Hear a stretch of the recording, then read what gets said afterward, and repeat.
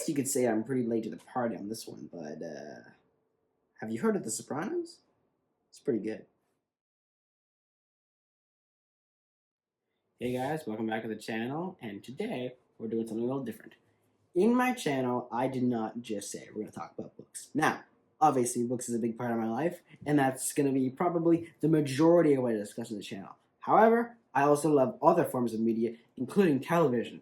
And recently, well, not that recently, it was a couple months ago now, but I've been meaning to review it somewhere, and I recently watched one of the most prestigiously acclaimed television series of all time, and just generally admired to be one of the most influential programs of the 20th century, or just all of television history, really. I'm talking about The Sopranos, yes. I'm not going to be beat around the bush too much about it, but yes, I recently watched it for the first time, and obviously I was not alive for most of its running. I was one when the show finished, so like obviously I'm not gonna pretend like I knew that much about this show until a handful of years back when I first learned about it, along with other great prestige TV shows, which I'm now interested in watching more of. But this one is definitely special to me because I tried to watch it on several occasions, but only this year, over the course of my first two semesters of university, did I finally get through the majority of the show. I finished it early summer, and my God, it's truly something incredible, guys. Now, I'm not going to do too much of a synopsis. I'm going to do a little bit. I'm going to give you guys a little bit of something in a sec, just because that's good to preface this video. But otherwise, yeah, let's get going, and then we'll get to the review. The series follows Tony Soprano, a North Jersey-based Italian-American mobster who tries to balance his family life with his role as the boss of the Soprano family. Suffering from anxiety-induced panic attacks, he reluctantly engages in therapy sessions with psychiatrist Jennifer Melfi throughout the series. He puts his life at risk on multiple occasions and finds himself at odds with his uncle Junior, his wife Carmela, and other mafia members and non-mafia criminals, and the New York City's Lupertazzi family. So there you have it, from 1999 to 2007, 6-season, 86 episodes. We're talking The Sopranos. Now, if you're watching this video, then you've probably seen the show. I am probably one of the few people in the world who haven't seen this show. So, here I am. What did I think of it? Well, seeing as I watched the whole thing, you better believe that I loved it. Why? Just everything about it, the machismo, the attitude towards it, and just the complexity of it was truly a treat to watch. And it's a show that has aged, other than, of course, a lot of the early, other than the technology, I would say the show is still aged great. The show obviously deals with a lot of the turn of the century sort of the attitudes and the changing of that, and that's one of the major themes of the show is the times are changing, as Bob Dylan says. We're in the before the turn of the century, we had more or less the golden age of the mafia family, in which they could basically run free more or less, but with the turn of the century, crime has changed and the world has changed, and it's no longer the Godfather. There's the internet is here, and things are changing constantly, and it's no longer, you don't got your Vito Corleones and your I don't really know who. I'm trying to think of other mobsters here, Scarface, Al Capone's, but it's a show that's complex in its examination of what the mobster is in the 20th century. And of course, crime families have not gone away, but they have adapted, and this show goes into that. So let's start how we usually do with reviews, guys. Let's go what's good with it, and let's start with the obvious, the characters. This show, one of the groundbreaking aspects of this show is the character writing, because unlike shows before that, as I understand, and I've watched a lot of older shows, but from what I gather and as far as I understand, TV did not have a lot of morally gray characters like Tony Soprano. I haven't watched Breaking Bad either, but as far as I understand, every morally gray character we've had on television since The Sopranos is all thanks to characters like Tony Sopranos from this show. And my God, are they a joy to watch. The whole Soprano family, crime, and the actual literal family, like, you go through, like, years of this family's life, and, like, just the turmoil and the conflict. Conflict is the next best thing about this show, in my opinion. It's just, it's, this, the central conflict is where you get the themes out of this show, and the times, like, I feel like I'm repeating myself, I'm talking really fast, but it really is like a show that's hard to articulate in the way I'm doing it, right? Like, I'm reading off my notepad here, and I'm trying to figure out how to express how I like this show so much, and um, it's difficult because it's difficult for me to talk on the fly and such. But really, this is the kind of show where uh, the conflict, the heart of it, is what makes the characters so fascinating. If the characters did not go through the conflict as they did, if these characters did not have to struggle through this conflict, then they would not be able to be as fascinating to watch as they are. Now, I feel like I just described the most plain storytelling techniques of all time, but that's the truth of it here. Like, we're talking about, like, at the end of the day, Sopranos is groundbreaking in so many ways, but in ways that's what makes it so groundbreaking. It's because it was one of the first shows to do stuff like this, at least the most popular show. There may have been others, I don't know. I'm not like a student of television history or something like that, who's to say.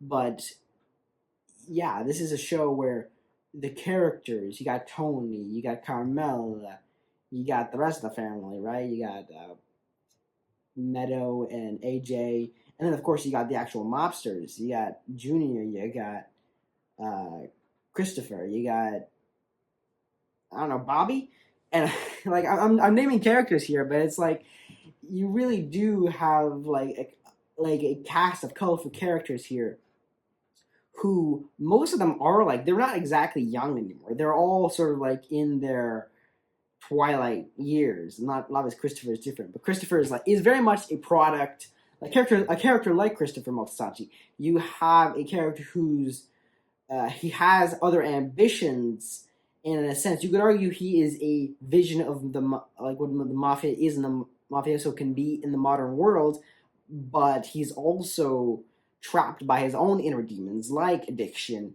and just failed ambition at other things he can't quite do, and just also being a kind of a dick. But then again, they're all dicks. These characters, like, you love to watch them, and you don't really want them to hurt, and that's sort of what's great. Like, I love watching characters that I know are terrible people, but I don't want anything bad to happen to them because they're so compelling to watch. I remember watching, like, I would watch a lot of this, like, I watched a lot of the show in bed, in my dorm room, and I remember just, like, so often I would just like I would like react out loud. I do that a lot anyway, but I'm alone in the room and I'm reacting out loud to these decisions that these characters are making, and I think it just makes watching this show so memorable to me, and it's the characters, it's everything about it. It's just, it makes a show one in a million. It's like, what else can I say? Yeah, like the direction by what's his name? Hold on, I'm gonna cut and come back. Director David Chase. He's created the show. The direction of this show really is like, because he uses the format of television in such a way that wasn't really done before. He made it more like a long-standing movie, but I think there's a lot to be said for. I think there's so much to be said for how influential the show is, and where that becomes sort of its shortcomings. And that's sort of going to lead into what's sort of bad about the show. Now, I'm going to start with a little bit of the obvious here. You may not know tons about this show, but you probably heard about the very infamous ending to the show. I knew about it. That's all I really knew about the show before even watching it. I knew how it ended. The cut to black. It's it's iconic and yet it's very divisive because nobody really knows what it means, and it's a really ballsy ending to a show that people adored. Like, imagine if Game of Thrones ended right as somebody was going to say who was going to sit at the Iron Throne.